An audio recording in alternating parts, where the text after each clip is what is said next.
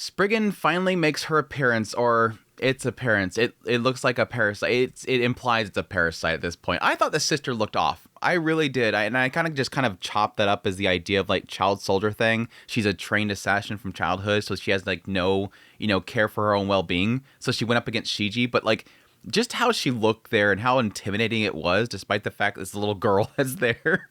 I'm like, something seems off, but I didn't want to put too much into it. We get to see in this episode, Guy made a deal with the devil and it didn't turn out well for him. I mean, you kind of expect that kind of stuff to happen. Eventually, you're going to exceed your use and then you're going to be discarded. Though, all this stuff, this episode overall, I think kind of opened my eyes to a lot of what the Coexisters are doing. And I think it honestly makes a lot more sense. I think initially the thought around the Coexisters, the idea that they're kind of semi-infected, and thus they have a little bit of the fairy, the demon blight, whatever inside of them. And so they're kind of like semi-fairy or something like that, and thus are being controlled because it's like a parasite within them. This is more leaning towards the idea that they want to get on top. They know the demon blight's going to win. They're not talking about coexistence. I think that's the key thing there. Like, I think at some point they said, his name was a coexister or something like that. He was a coexister. And then Xylo gets mad, like, oh, that word again. I like that he kind of reacts that way because I'm kind of the same way now where it's like, this is not coexistence. I mean, it's coexisting. It's just not equality in any way. I guess that's the thing. It's like, it is coexisting. It's just not, it's not a good thing. Like coexisting sounds good. It sounds like, why would you kill them all? Why don't we live together in harmony and be happy and everything? No, this is, we're going to get taken over anyways. They just want to be at the top when that happens. They want to lord over humanity while, the blight's at the top. And I would guess the mindset there is that we can't be at the top of humanity. So we'll be at the top of, this food chain over here when it happens. It's interesting. It is actually kind of giving a lot more to this whole story. But anyways, let's go to the episode proper. Episode 9 of Sense to Be a Hero. Overall, again, a really solid episode. Some really good action scenes in here. I think most of the episode was really action scenes. But open up the episode with, Xylo causing chaos. Causing mass chaos. At some point, it cuts over to, Lidio as he's talking to his sister about what their current plan is. Try to take out the goddess. Hire as many people as possible. Send as much as you can at him. At the same time, we got to get the hell out of here because it doesn't look things are going well. It's like he has a contingency plan set up with this whole situation, so it works out. But yes, during the fight, we've seen a couple things here. One being that Frenchie is using some sort of seal of violet lightning, which is, I'm guessing the name Gwemel is the person that actually created it. So I'm not sure if that'll come up later on, but I kind of put a pin in that, a little note there of this Gwemel person. Apparently, their thing is the violet lightning. Some little quips there, as usual, with Frenchie. What is your plan? Do you have anything besides a couple rocks up inside that brain of yours? Or that skull of yours? No, we're just going to blow up things until the guy comes out. He can't ignore if we just destroy a bunch of stuff. Yeah, you're an idiot in the end. And he's like, you're an idiot. Noting the fact that Kivia and Frenchie the entire time are getting along while all this chaos is happening. They got each other's back the entire time. Again, they're placing this as like a harem. They're really kind of turning this entire story into a harem. But no. The big thing that comes up in this entire fight, of course, is the appearance of a fairy. That they have the control, they have a pet fairy, which I would assume at this point is probably not specifically Lidio that has control over this. It's probably something that, again, Spriggan, his sister, is the one that's probably controlling this thing. But no, at some point, yes, Tatera shows up. I like the fact that despite Xylo completely abandoning her, she still shows up and she's still benevolent enough to say, I'm still going to help you out. You should be happy that I'm here to finally help you out. And Xylo's down here like, y'all better give up. Otherwise, you're all about to die. Because yes, while this entire fight, they're not really hurting anybody. I mean, you have some sniper guys up here that Xylo blew up or whatever. But for the most part, they're just kind of kicking people, knocking people out. The kids are attacking and they're just trying to, knock them out or something like that. The moment that people like Tatsuya showing up, you better stop, you're gonna die. Even Jace, you better stop, you're gonna die. But yeah, this is where the animation really to pick up. I would be truthful here in saying that, yeah, for a majority of the episodes, ever since those first episodes, which are really incredible, especially the first episode, yes, the animation kind of dialed back. And as I said in my second episode impressions, I kind of expected that. Anybody expected the entire series to be animated incredibly like that first episode, you're kind of fooling yourself.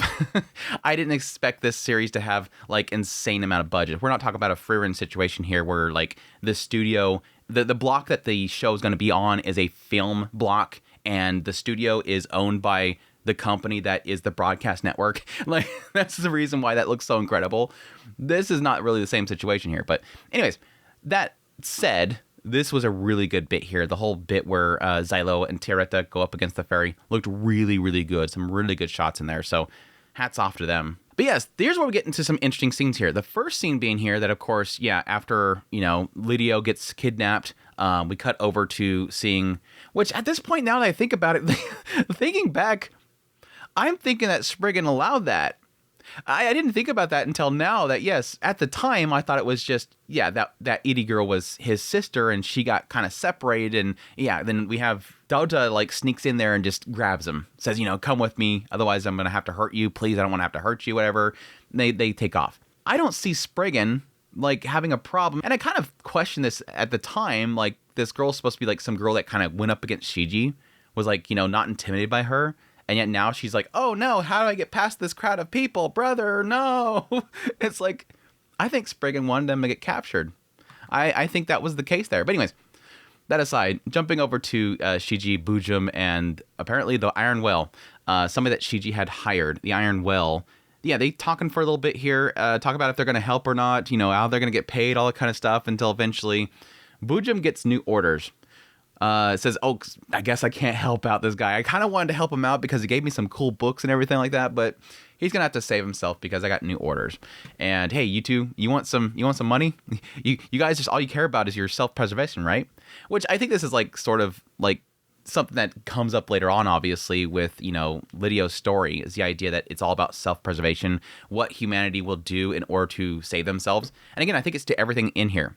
You have right here, Buum saying, I've observed something in humanity. By watching Lidio, I had noticed that all you guys care about as humans is to save your own butt.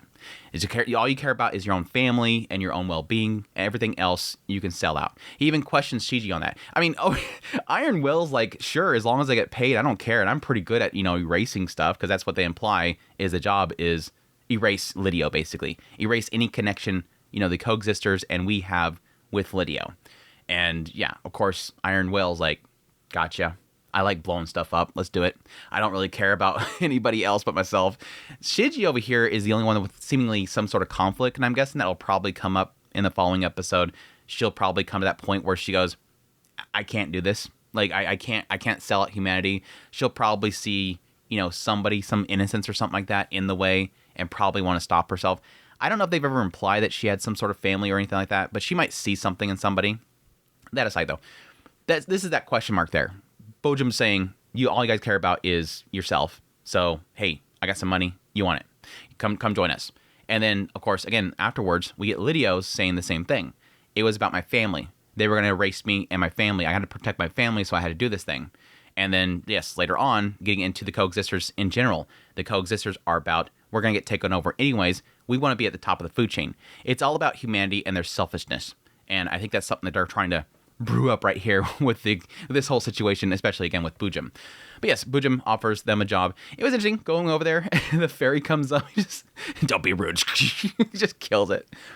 I'm still trying to figure out what Buum is, because I thought initially that Buum was going to be Spriggan, but obviously we see that Spriggan is actually this other individual. And Buum, it's not acting as if Buum is an extension of Spriggan, because Spriggan says you're going to follow my orders. Buum wants to do something else. I want to help out, bury this guy. Can I do that? No, you're going to follow orders. All of you can follow orders. You'll get paid. Buum seems separate. And again, it does imply that Buum is not human, because Tatera doesn't have a problem with attacking him back there. I didn't feel that same feeling. Something felt off. So Buum is seen as not being human, against also being, enveloped by flames from Neely. Dragon flames enveloping him, doesn't kill him. I'm still wondering if he's potentially part human, or could be essentially something else similar to Spriggan, going to be a demon lord that is inside of a human body, because it does seem like he's again acting like a not human would be. I learned a lot of things from Lidio, learning common sense and whatnot from people. So it could still be one. It could be a demon lord. It could be just a fairy that is inside of a human body. We'll have to wait and see. But for now, it seems like they're not a demon lord, because they're taking orders from Spriggan. But we'll see. But yeah, it does seem like he is above the fairies, though, just killing them. And it seems like they're all kind of not attacking him initially. But yes, they'll accept to go do that. We cut over to Xylo trying to get information out of Lidio. Tatera to like, you better, apologize for, your trespassing against the goddess or whatever. It's so dorky. But yes, eventually the guy's like, yeah, can you, guarantee the safety of my family and I'll give you the information you want. Which is where, yes, we bring up the Coexister, this individual that came to him, wanting him to kill the goddess, obviously. And yes, getting to the fact that this guy appeared and he didn't really have a choice. They offered him something and it wasn't really an offer. He had to take it because it seems like he felt, if I don't, I'm dead. If I don't do what these Coexisters want, again, them being tied in with the blight, if I don't, they're going to kill me. And they have eyes everywhere, so I had to keep going along with it. Obviously, Xylo upset. You're basically selling out humanity for your own skin, which, yes, for him, doesn't really matter. It's for my family. I'm going to do anything. I even said at the very beginning of the episode was like, family that dies together, that's how it should be or whatever. Sacrifice everything. I think the way that he's been acting this entire episode, especially like that beginning part, just like how weird he is with his sister. It really does give me a sense that he already experienced his sister dying. Because it just feels like he's so connected with his sister. And again, the whole idea of family should die together, it gave me a sense of like, is he saying that because he didn't die with his sister? That he watched his family die and he's right here saying that I should have died with them? I don't know. Because it does seem like he's very much like coming to terms with it for the first time at the very end of the episode when he finally sees everybody's dead. And he's like, oh gosh, everybody's dead. How could you? Whatever. I don't know. It just seemed a little odd. That could be how he was acting in the beginning of the episode. Could be around the idea that he's so paranoid and he knows everything's coming to a crumble and he knows that he's losing everything and that the thing that he was trying to protect by going along with this is now in threat of dying because they're going to see him as no longer needed and kill him. But yes, anyways, he said that the masked person came to him, said that they were a Coexister, said they want to take out the goddess. They've been watching him the entire time. And that's when he gets into what the Coexisters are. Their plan is to fully yield authority to the demon lords and act as overseers of the humans below them, a hierarchy of slaves, slave masters, and lords. Again, this is where we get into sort of, again, clarification as to what the Coexisters are. They're not people that are like, oh, we love the demon blight and we want to praise them and we should not be mean to them and we should all live together, kumbaya. No, it's, we know they're going to win and we can't win against the humans. We can't take over, the government of the humans. So we're going to just, let them win and then we'll work with them to be at least above them. So at least I'm in the middle of the food chain and not always the bottom. Currently, I'm at the bottom. If I win this, I'll be at the top of the humans under the demon blight. That's, again, it technically makes a lot more sense to me. It does make a lot more sense to me. It less makes sense to me for people that are already in power that would be willing to go along with this. But again, it always comes down to there's somebody above me that I could be above if they win. And so even people that are of high power could even want to go along with this. It makes a lot more sense to me in my mind. So, but yes, that's when we mentioned the name of the person that is supposedly involved here. Could not be, question mark. He even says, even an alias, I'll take it. They say, oh my God, I'm going to butcher this, Mehazel Zelkov. And they said Mehazel is the name of a saint who was a leader of the temple during the first war of subjugation. So that's going way back, question mark. That's like way back there. So that's already a question mark right there. But the thing that Kivia picks up on is Zelkov. I don't know if they've mentioned a Zelkov before. I would assume it's probably somebody high up. But even still, it comes out in one of the things of like, this is still an alias. This is an individual. Why would this individual tell them who he actually is? Why would they trust this guy, this rando in this town that, leads this adventure guild, whatever? Why would they trust him with a very important name? Either way, Kivia picks up on it and she's bothered by it. Like, she wants to chase him down to make sure that he's telling the truth. I'm curious as to why Kivia accepts this. Like, oh, he's obviously telling the truth. I have to find out if it's true. I don't know. I guess it depends on who this Zelkov person is. I don't remember a Zelkov being mentioned before. I don't know if it's tied in with her uncle or not. I don't think that was her uncle's name. But we'll see. Anyway, yes, the Iron Whale attacks, starts destroying everything. They mentioned the idea of trying to free Rhino so that he can counter artillery. That whenever they apparently deal with artillery, he's the best person. I don't know if that's because he's good at, like, shielding them. Like, he does barriers or something like that. I wasn't really understanding why they didn't have, like, Tatsuya just haul butt over there and kill whoever's firing. But it is what it is. But yes, Lydio escapes, runs downstairs or down to the sewers, eventually bumps into his sister, who's not his sister. It's Spriggan. Mentions that he gave up some information, but it's not very important information before Spriggan kills him and says, yes, I'm just using your sister's body and brain. The other children over there, peace out. Kills him. That's the bummer thing. It's like, yes, I get that whole thing of like making a deal with the devil. Eventually, the devil's going to turn on you and throw you into the pits. Don't do that. You're going to survive for a while. It's going to give you that temporary safety, but then eventually when you no longer have use, and yes, technically with the situation, you have information you're going to give up on people, and they want to keep that information hidden. That's the key thing. That's like what Buum was saying earlier. The job was to erase the connections with them. So they don't want the overall public to know that essentially the Coexisters are trying to kill the goddess. I think that's what they're really going for there. So eventually you're going to lose your use, and they're going to get rid of you. The sad thing here is that, yes, it was because, he was trying to save his family, and his family was dead the entire time. That was the bad part. The fact that the reason he was trying to protect, it was not really there to begin with. That's the sad reality. He turned on humanity when the one thing he wanted to protect was already dead. That's the big bummer there. But anyways, yes, that's when they reveal that they are Spriggan. And yes, Shiji is working with them. For now, I think Buum is definitely going to be working with them because, again, it seems like Buum is, something connected with the Demon Blight. Again, either being a demon lord themselves or a fairy that is turned into human, maybe mimicking the same thing that Spriggan is doing.